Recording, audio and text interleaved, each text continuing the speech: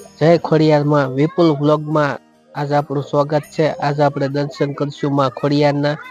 તો ચાલો આપણે દર્શન કરવી। જય માં ખોડિયાર અને તેમનો ઇતિહાસ જાણવી અને માં ખોડિયારના પરસાઓ જાણવી। જય માતાજી, જય માં ખોડિયાર।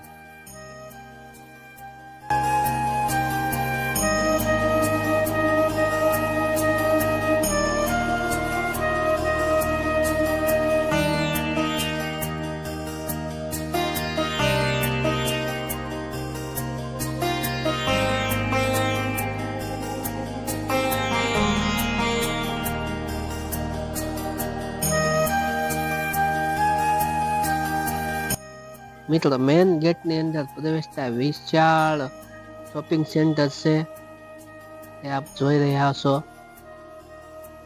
અને અહીંયા તમામ વસ્તુ મળી જાય છે। હવે આપણે દર્શન કરશું માં ખોડિયારના। જય માં ખોડિયાર।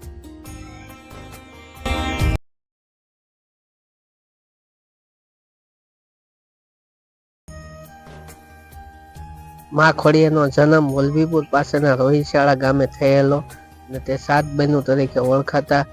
એમાં છે પેલા આવડ, જોગડ, તોગડ, વીજબાઈ, હોલબાઈ, સાસા અને સૌથી નાના આઈ શ્રી ખોડિયારમાં અને એક એમને ભાઈ પણ હતા, એનું નામ છે મેરખિયાભાઈ। એમના પણ માં ખોડિયારે અદ્ભુત પરસા પૂરેલા અને તેમની વાત ભાવનગરના નરેશને જાણ થઈ અને તેમને ખબર પડી કે રોહિશાળા ગામે 7 બહેનો અવતરી છે અને તે જોગમાયાનો અવતાર છે, તો મારે એના દર્શન કરવા જોઈએ। જ્યારે ભાવનગરના નરેશ આતાભાઈ ગોહિલ તેમના દર્શન કરવા જાય છે, ત્યારે માં ખોડિયારના માતા પિતા, માં ખોડિયારના બાપુનું નામ હતું મામડિયા દેવ સારણ અને માતાનું નામ હતું મિનળબાઈ અને તેમના ઓવારણા લે છે અને તેમને બેસાડે છે અને તમામ વ્યવસ્થા કરે છે। ત્યારે સાથે બહેનો રમતા રમતા આવે છે, ત્યારે ભાવનગરના નરેશ આતાભાઈ ગોહિલ ઓળખી જાય છે અને તેમને પૂછે છે કે હે માં ખોડિયાર, તમે મારા ભાવણામાં પધારો તો મારું ભાવણા પાવન થાય। ત્યારે માતાજી કહે છે કે હું તમારા ભાવણામાં પધારું, પણ તમારે મારે એક શરત રાખવી પડે। ત્યારે રાજા માની જાય છે અને શરત મંજૂર કરે છે અને એ શરત હતી, જ્યારે માં ખોડિયારે એમ કીધું કે હું તમે 7 બહેનો તમારી સાથે આવી, તમારે પાછું વળીને નહીં જોવાનું। ત્યારે ભાવનગરના નરેશ આતાભાઈ ગોહિલ માને છે કે હું પાછું વળીને નહીં જાઉં, મારા ભાઈવણામાં નીલમ બાગે પધારો માં ખોડિયાર, અમે તમારી સેવા પૂજા કરશું અને મારું ભાઈવણા પાવન થાય। ત્યારે માં ખોડિયાર એમ કહેતો, તમે આતાભાઈ ગોહિલ આગળ આગળ હાલતા થાવ, પાછું વળીને ન જતા, જ્યાં તમે પાછું વળીને જોશો ત્યાં હું ઊભી રહી જઈશ અને ત્યાં હું સમાઈ જઈશ। ત્યારે ભાવણાના નરેશ માને છે અને ભાવણાના નરેશ આગળ આગળ હાલતા થાય અને 7 બહેનો પાછળ પાછળ આવે છે। જય માં ખોડિયાર।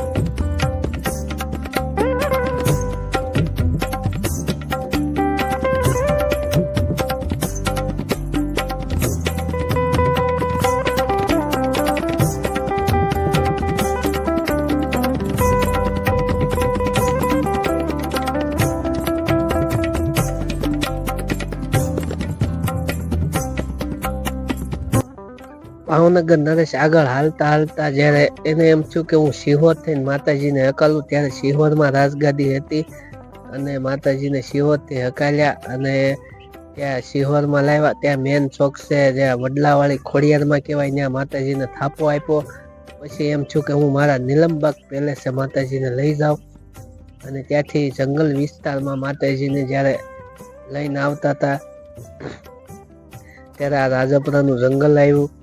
ત્યાં માતાજીના ઝાંઝરનો અવાજ આવતો હતો અને ઝાંઝરનો અવાજ ઘડીક ચાલુ થાય, ઘડીક બંધ થાય, ઘડીક ચાલુ થાય અને બંધ થાય. એટલે રાજાને શંકા ઉત્પન્ન થાય કે ખરેખર માતાજી આવે છે કે નહીં. પછી હાવ ઝાંઝરના અવાજ બંધ થઈ ગયેલા.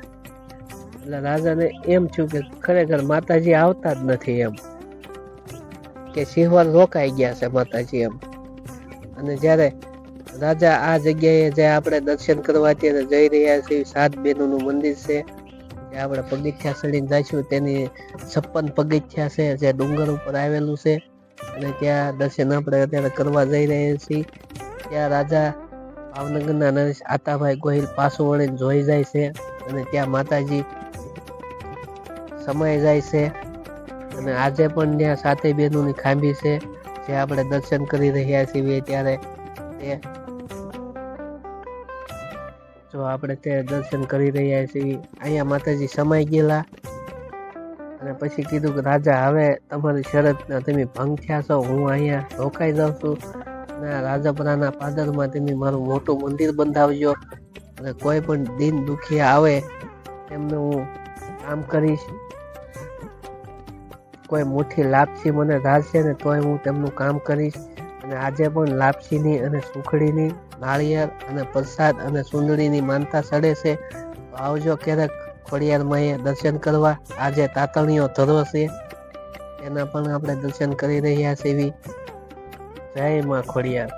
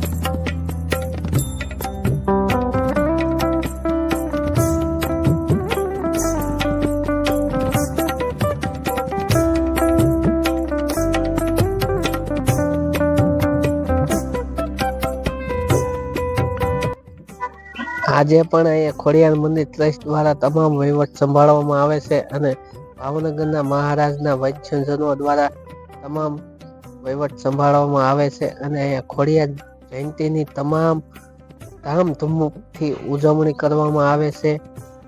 તો ક્યારેક આવજો માં ખોડિયારના દર્શને.